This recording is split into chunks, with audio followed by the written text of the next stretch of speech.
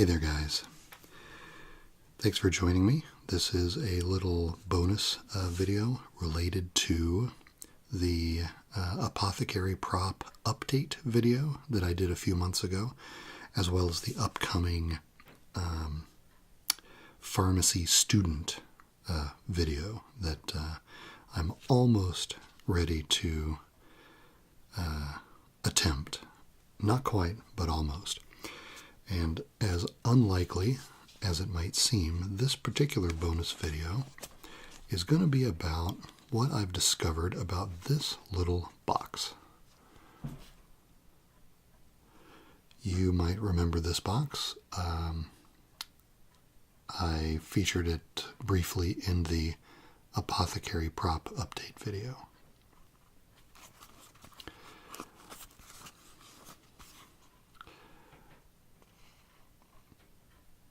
Learned, quite a lot about it since I made that video. I know exactly what it is now and what it was used for, and the little informational rabbit hole that I went down to find that information actually is going to change the last third of the pharmacy student video that I wanted to make. So that sounded like perfect material for a bonus video. So here we are. So backing up just a little bit, I found this in an antique store just before I shot the prop update video. I was in there looking for apothecary glassware, little bottles. Because I knew at the time that I wanted the pharmacy student video to basically consist of 3 parts. I knew I wanted to be grinding, triturating is the term, some powders in the mortar, the Wedgwood mortar.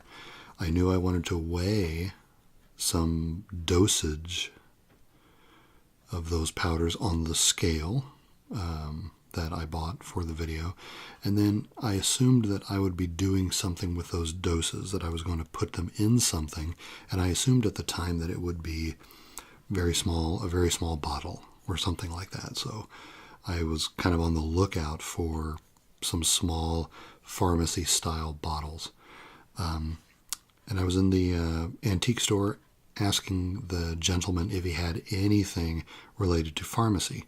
And he did not have any bottles, but he did very quickly realize that he did have one thing that he wanted to show me in case I was interested, and he reached underneath the counter and rummaged around for a second and came up with this box. Now, he didn't know what it was, and I didn't know what it was, but it was, just a cute little box, and it was clearly pharmacy related because it has a name and address and of an actual druggist, and it says druggist right on it.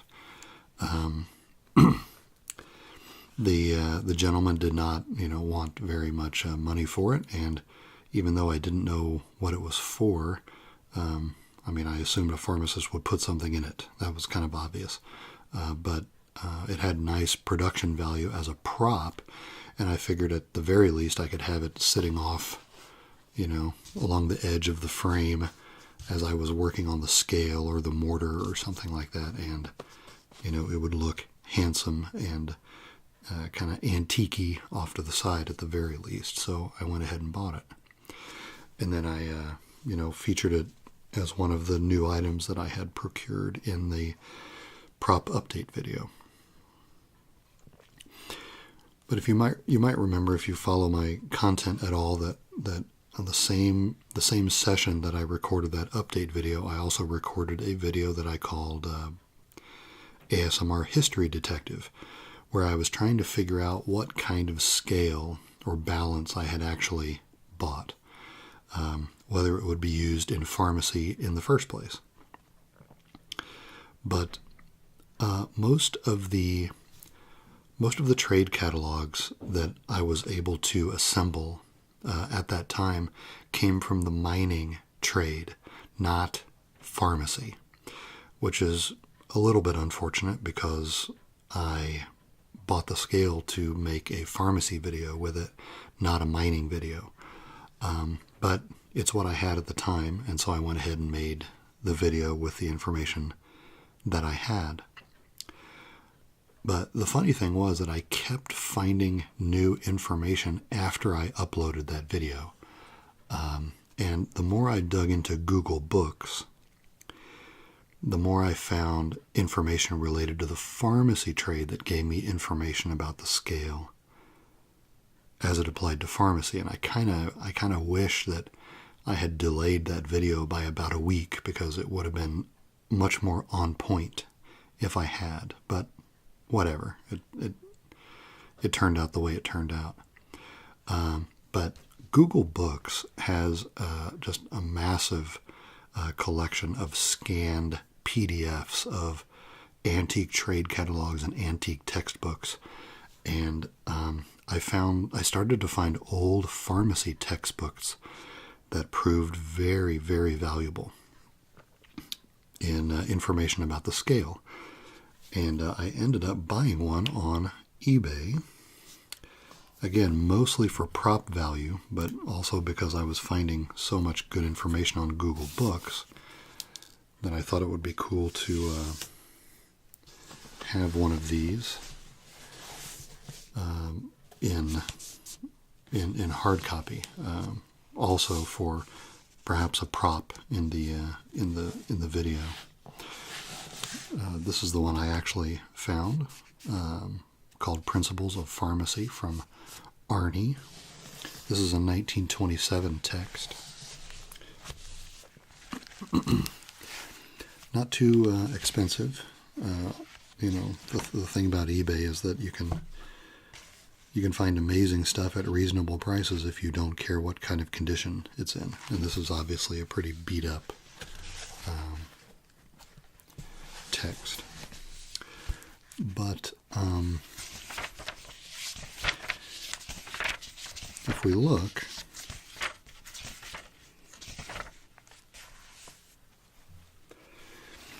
this is a chapter on metrology, and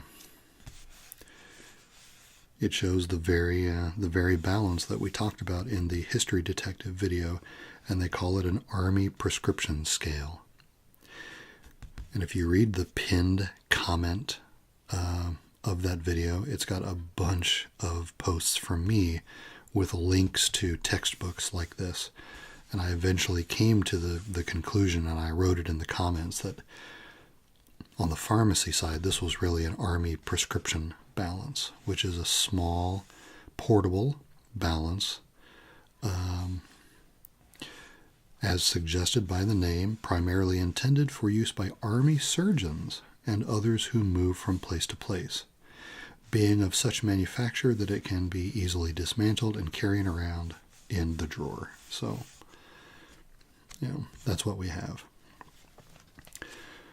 So that's valuable information, and that's what I was trying to find out, in the first place.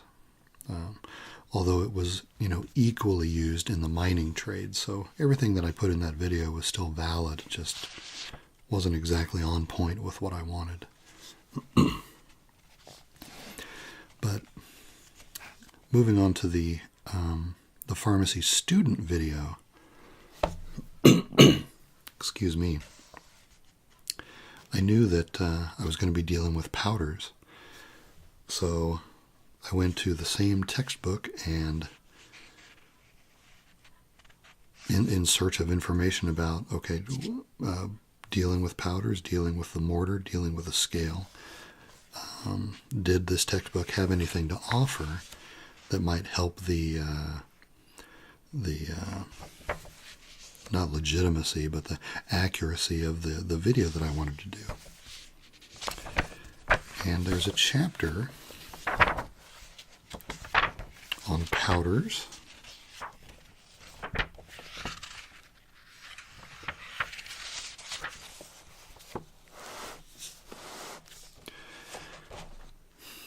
There's a chapter on powders and triturations. To triturate is to reduce the particle size of something by working it in a mortar. So there's a whole chapter here on powders, and very early in the chapter,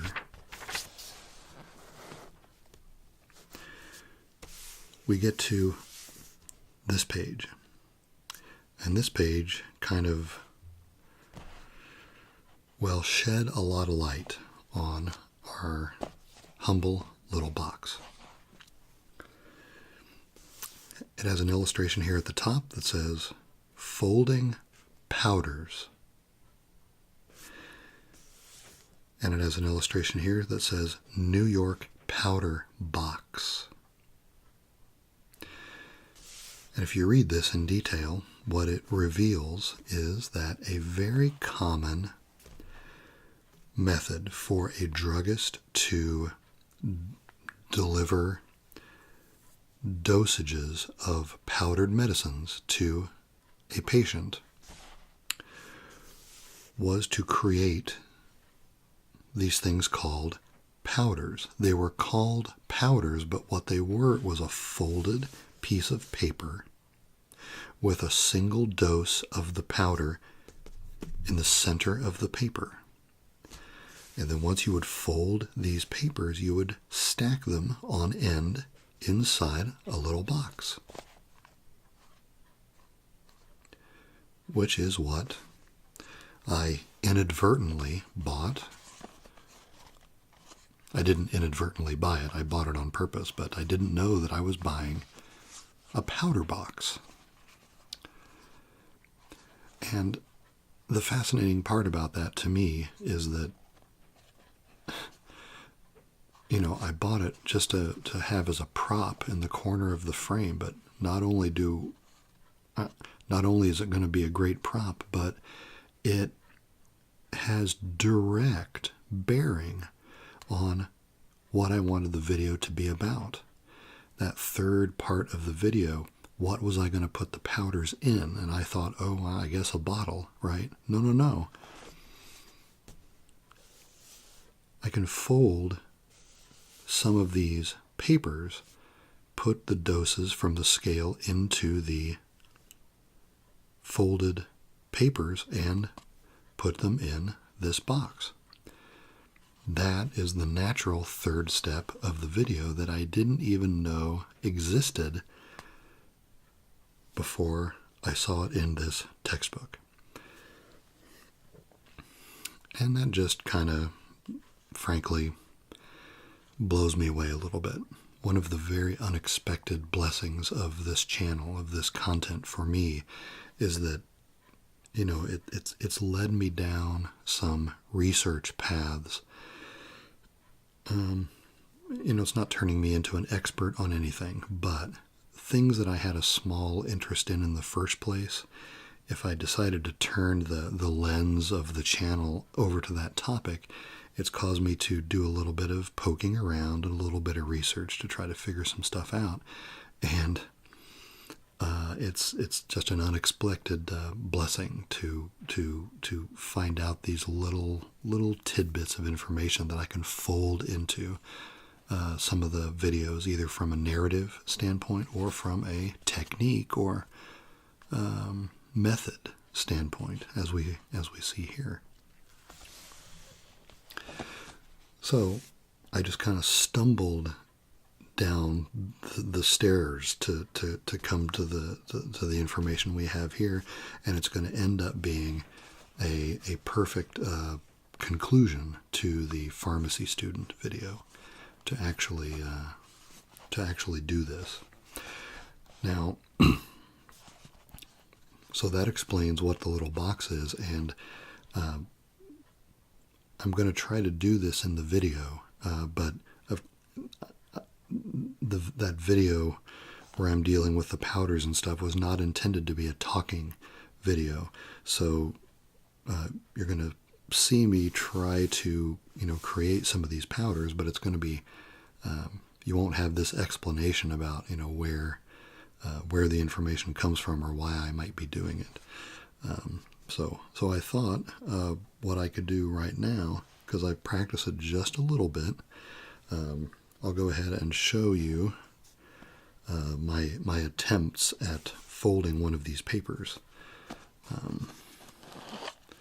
As you can see, the box already has some of my prior attempts. The top edges are all uneven because I do not have practiced hands at doing this. I'm sure the veteran druggist from the early 1900s could do a stack of these and have them come out exactly the same each time. But for my purposes on the video, this is going to be just fine. So let me put the book. I want you to still be able to see this diagram. So I have a couple of pieces of paper here. After some trial and error, I figured out that the right, close to the right size for a powder paper for this size of powder box was about 4 3/4 inches wide by 4 inches tall.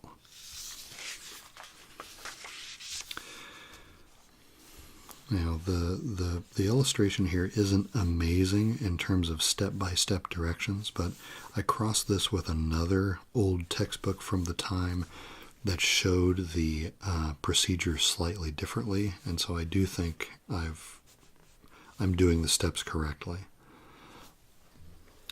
So what they have you do,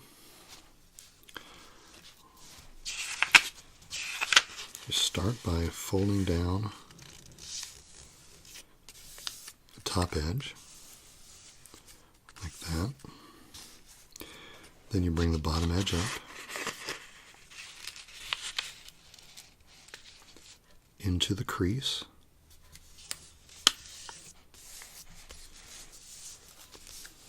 like so. Then bring the top down again,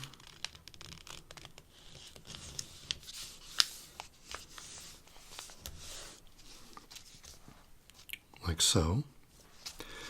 And now the last folds are the ones that dictate the width of the paper, which, has a lot to do with how well it fits in the box. Now you'll notice this textbook mentions something here called a powder folder. I can't tell exactly how it works from this single illustration, but I assume it's a mechanical aid that helps the druggist fold the papers the same way every time. So for my own purposes, I don't have anything quite so mechanical as this, but for the last step, the last bit of folds, I cut this little piece of wood. Just a piece of wood. But I cut the width appropriate to the last folds that I need to do on this paper to get it to fit in the box correctly. So I do this. Just put the piece of wood behind, and I crease there, and I crease there. And then these go behind, like so. I know it's pretty sloppy, but the point is if you fold this a little bit too wide, the paper won't fit in the box. And if you fold it a little too narrow, the ends will overlap in the back. So I'm trying to avoid both of those things. Let's see how this fits.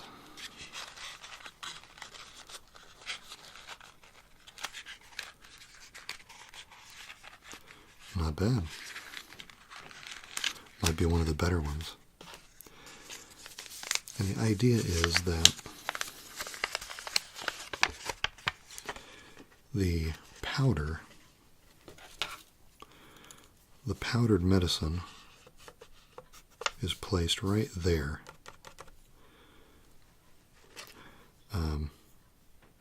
I don't know whether the paper was folded ahead of time, like I just did, and then unfolded to place the medicine, or whether the experienced druggist would do all this at once and,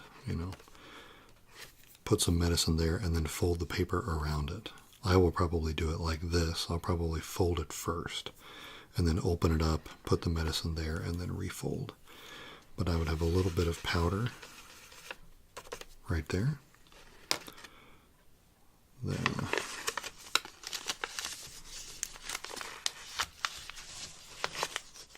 it's like so. And the thing the book also discusses that I won't really be able to talk about in the video is that apparently you want to stack these in the box. I'm not showing this very well. You see how this last fold is up on this one? Then on the next one in the box, you want that fold to be down. And the next one in the box is up, down, up, down, up.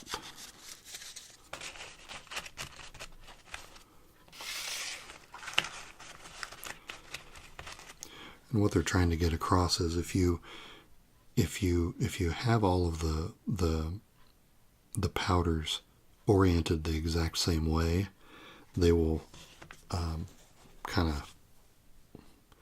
they'll splay out at the top because the way the paper is folded, it's not of uniform thickness. It's more thick along this edge because there are more folds here. So it's thicker here and thinner on this end. So they want you to alternate the stacking orientation so that hopefully it comes out nice and even, like in this diagram. So that's how to create a powder. I think it's interesting that, in this vernacular, the whole finished product with paper inside is called a powder. This is a powder when it has medicine in it. And then this is a powder box. And this druggist, of course, took advantage of, the fact that one of these would be going with the patient, took advantage of the space here to use it for, his own advertising, put his name and his address on it there. So, pretty cool.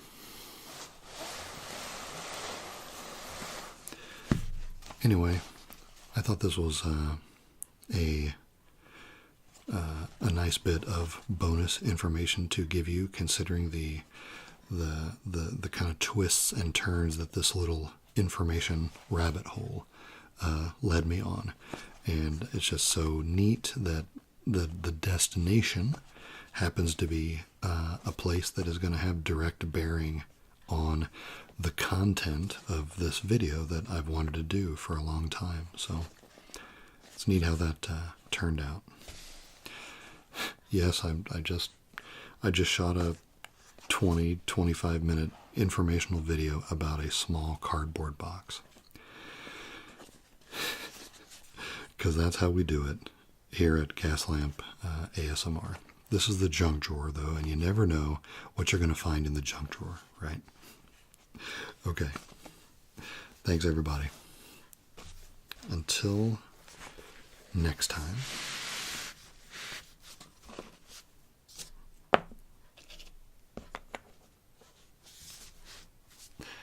We'll see you soon.